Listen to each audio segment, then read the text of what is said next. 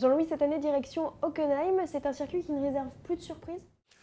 Écoutez, avant, il y avait un vrai grand circuit Géraldine qui faisait plus de 6 km, des longues lignes droites. Il fallait extrêmement peu d'appui. Et quand vous arriviez dans le stadium, qui est la spécificité d'Hockenheim, là où il y a toutes les grandes tribunes, c'était amusant à voir parce que les voitures n'avaient pas d'appui. Maintenant, ce circuit a été coupé quasiment en deux par Hermann Tilke, l'architecte des Grands Prix des circuits de Formule 1.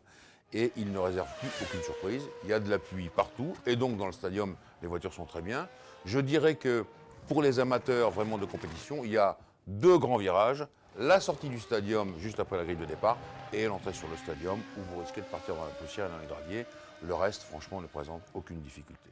Vous dites que seuls les spectateurs sont choyés là-bas, ici mieux qu'ailleurs? Oui, parce que c'est un circuit à l'ancienne où on avait fait un stadium, à savoir qu'il y a environ 70 à 80 000 places assises autour de 5 ou 6 virages et la voie des stands et l'aire de départ, et que tout ça, naturellement, ça met une ambiance très spécifique, d'autant plus spéciale d'ailleurs qu'il fait très souvent 40 degrés quasiment. On dit le chaudron d'Hockenheim, c'est bien ça, ou alors on a des orages catastrophiques, et tout ça, ça donne une ambiance, naturellement, nos amis allemands boivent un peu de bière, il faut dire les choses comme elles sont, ça donne une ambiance assez sensationnelle. Justement, Jean-Louis, à propos de chaleur, Bridgestone a prévu quelque chose de spécifique cette année pour les pneus? Et oui, il y a quelque chose de changé. Vous savez que d'habitude, Bridgestone prévoit dans les 4 gammes possibles de pneus, les 2 gammes les plus proches, en dur et en tendre. Cette année, ici à Hockenheim, on va faire une expérience assez amusante. Il y aura le pneu le plus dur, donc qui résistera à la chaleur et qui, à mon avis, est inusable, et le pneu le plus tendre, qu'on peut comparer à du chewing-gum. Et il va falloir se débrouiller à passer les 2 catégories de pneus en course, de toute façon. Alors là, ça risque de créer des surprises, mais Bernie Ecclestone avait demandé ça depuis longtemps à Bridgestone, qui enfin s'y est résolu, parce que je pense qu'il n'y a pas de soucis techniques ni de possibilité de déchappage ou d'éclatement du pneu, et qu'en l'occurrence, ça peut être très amusant. Le F2 ici sera-t-il plus important qu'ailleurs? Non, pas trop, parce qu'il y a assez peu de lignes droites. Il y a une très très grande courbe qui se prend comme une ligne droite. C'est là, à mon avis, où il pourra marcher, ce F-Duct. Mais vous savez, maintenant, à part Renault, je veux dire, les grandes écuries, tout le monde en a un de F-Duct, et finalement, ça remet tout le monde au même point.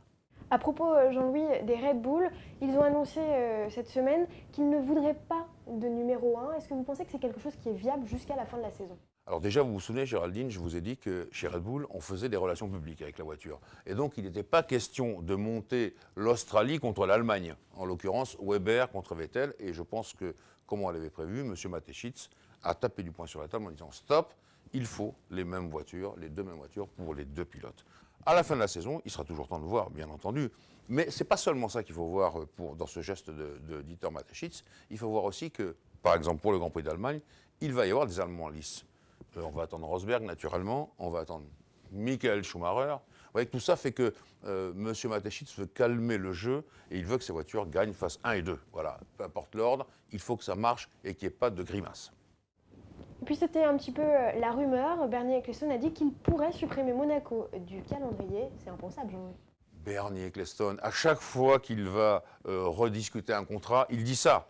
Mais Monaco, personne ne saurait s'en priver, puisque les écuries elles-mêmes veulent y aller, et que c'est l'endroit où Bernie Ecclestone lui-même a voulu courir en Formule 1. Vous pensez bien qu'il ne va pas laisser tomber Monaco.